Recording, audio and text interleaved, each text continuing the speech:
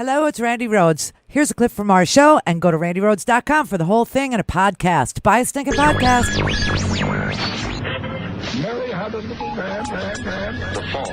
We believe that all men are created equal. To the magnificent mosaic that is America. From radio beacon to radio beacon. I have a dream today. Change has come to America. Believe me. Knock, knock. Who's there? It's a figment of your imagination. Randi Rhodes Show. Turn up your mind. You want to hear something really, really vile? Something really, really gross? This happened this morning. These aren't our kids. What? Yeah, let's just play that on an endless loop for the Trump 2020 campaign, okay?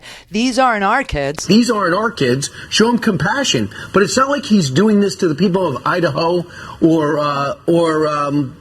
Texas. These are people from another country, and now people are saying that they're more important than people in our country who are paying taxes who have needs as well. Yeah. Well, he just wants to make sure we vet who's coming across the border in case it's MS-13. Shut up, blonde bim. These are not our kids. Oh, you know, I thought if you broke it, you own it. I thought that's the Pottery Barn rule of invading other countries. You know, we did all this. We screwed up Central America so hard. We intervened in every single one of these small and weak states, deliberately motivated by profit or ideology, beating back communism. You know what's really interesting? You know, here in Florida, they were having, Cuba was opened to tourism by Barack Obama.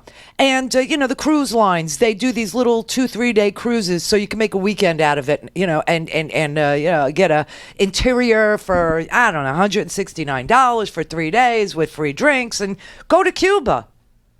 Well, Trump reversed that policy. Can't go to Cuba because, he says we're fighting ideology over there. And guess what? The Russians just docked. Yeah, they just docked over there. So I guess there's something going on that we're not supposed to be able to see or know about. But this is the kind of stuff we did all over our hemisphere, our freaking hemisphere. We did this, okay? And so the destabilization of these countries started with Ronald Reagan. Another concern. Got to beat back commies. It's all commies. It's oligarchs is what it is, right? And they wanted to create the kind of political and economic conditions that exist in those countries today so that only the very elite would benefit from, land and would benefit from natural resources and, slave labor, basically. So, you got right now, the reason why people are leaving Guatemala, people own very small farms, really tiny little coffee farms for the most part, and they're being driven off their land to make it safe for agribusiness. Now, this happened all over Panama and Costa Rica and all over. It was United Fruit Company and AT&T and go watch The Godfather. And these were all mafia. It was all and we had a government that said, yeah, elites are good and the poor people, go to hell. And so that's why it's so hard sometimes for you to distinguish between the claims of, security and economic reasons for people migrating. But the men behind these land grabs, they are in those countries, they are the active or retired military officers who are deeply entrenched in organized crime. And when the communities fight back against the land grabbing, they're assassinated. They are killed. That's why people are in fear for their life. You have at least 24 community leaders in Guatemala who've been assassinated for defending small farmers' land. Okay? You can trace our intervention back to 1954 in Guatemala. They elected themselves a president, democratically elected, and the United States backed this guy, propped up the Guatemalan military, and the Guatemalan military just went ahead with impunity, with the blessing of the United States, and created a genocide against their native population. You know how they say, oh, well, some people don't even speak English? Yeah, that's because they speak Indian dialect, native languages, okay, Mayan languages. And so 200,000 people were killed in Guatemala. Up until 1996, they were being killed. 200,000 people being killed. The point was to root out anything that looked like a community was subverting the wishes of the elite. And they practiced a scorched earth policy against indigenous people there. And 200,000 of them were slaughtered in the United States. This whole thing was going on and the United States was looking the other way. And now you want to know why? Why people are fleeing from Guatemala? Salvador, they're also part of this, okay? They had a civil war, which the U.S. picked a side. In fact, we were the protagonist. We trained, we funded right-wing death squads there, all in the name of fighting the commies, all in the name of communism, must be, right? And the civil war in Salvador destroyed the entire economic base of that country and any sense or idea of a functioning democracy. It left a completely militarized society. Everybody had weapons of war. Everybody. And now these people are burrowed into the military, burrowed into the government, right?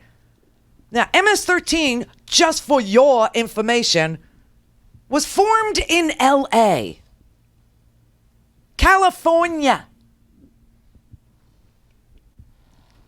And when we deported people from El Salvador, from LA, the young ones, they formed groups down there. We deported these MS-13 members and we stuck them into a militarized country that we militarized. What did you think was going to happen? And they didn't even know Salvador. They had never lived there. They barely knew it.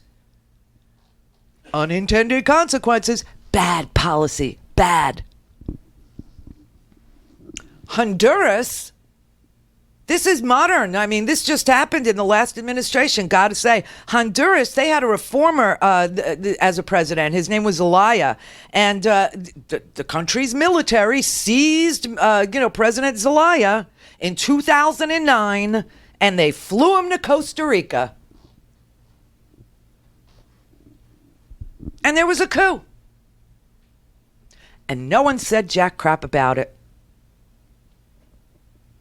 Hillary Clinton said that if we called it a coup, we would have to cut aid at the expense of the poor in Honduras. Now, apparently in the first edition of her memoir, Hard Choices, this is according to The Guardian, UK, the UK newspaper. They say that she admitted working with other Latin American governments to make sure that Manuel Zelaya never, ever returned to power in Honduras. Well, he had been trying to resolve the conflicts over the land that pitted the campesinos, the people who all, were working the land, and the agri-industry. And after the coup, the conflict was militarized. Hundreds of campesinos were murdered. Organized crime spread through the country's institutions. The murder rate soared there. And within 1 year, by 2010, Honduras was the most violent country in the world not actually at war. You think we had nothing to do with this? Think again, morons. These are not our kids. You broke it. We own it. That's a fact.